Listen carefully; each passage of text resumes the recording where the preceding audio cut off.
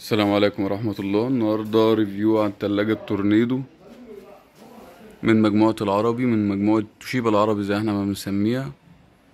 موديل التلاجة 31. السعة اللترية الفعلية للتلاجة 296 لتر. التلاجة بتيجي باللون الأسود، في منها ألوان، في منها فضي طبعا. ده شكل الفريزر الداخلي. تمام. الفريزر مزود بترموستات لضبط الفريزر منفصل، يعني اقدر اظبط الفريزر لوحده والكابينة التبريد لوحدها. بيجي في الفريزر ايس بوكس.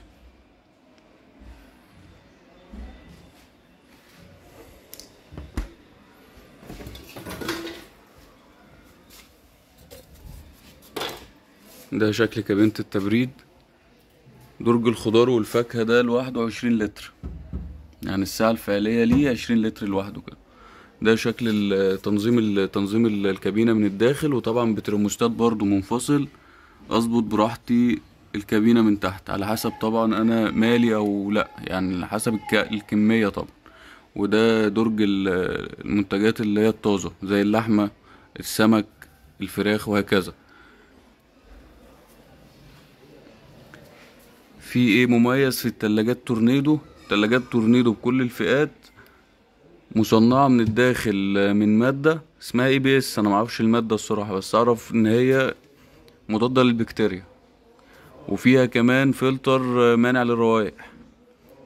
تمام. وطبعا ان الفريزر يجي بايس بوكس، وده ما بيحصلش في المقاسات الصغيرة في كل الشركات، يعني ممكن لغاية البي 400 بتاعت فريش ما فيهاش اصلا ايس بوكس.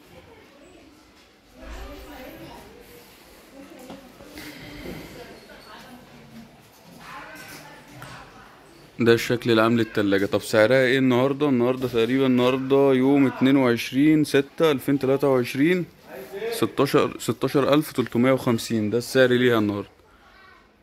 تمام. الجزء ده للي بيسأل عليه، الجزء ده بيركب تحت مكان المسامير اللي تحت.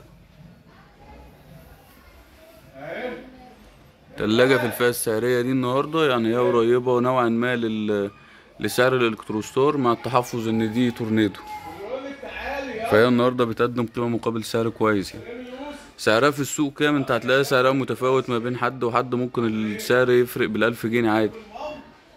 تمام. طب ده ليه علاقة بيه؟ ليه علاقة ان النهاردة التبريد بيطلع اوفر برايس، يعني بيطلع فوق الليستة، ما بيطلعش ليستة. نظرة سريعة كده تاني على التلاجة. ادي الفريزر بترموستات منفصل برف من البلاستيك. تحت التبريد درج الخاص باللحوم، وبعد كده اتنين رف، بسم الله، اتنين رف زجاج شديد التحمل، ودرج الخضار ال20 لتر اللي تحت. ودي توزيعة الباب. ضمان كام سنة؟ بتيجي ضمان 10 سنين، وعمر افتراضي فوق الضمان 2 سنين. شكرا لحضراتكم جدا.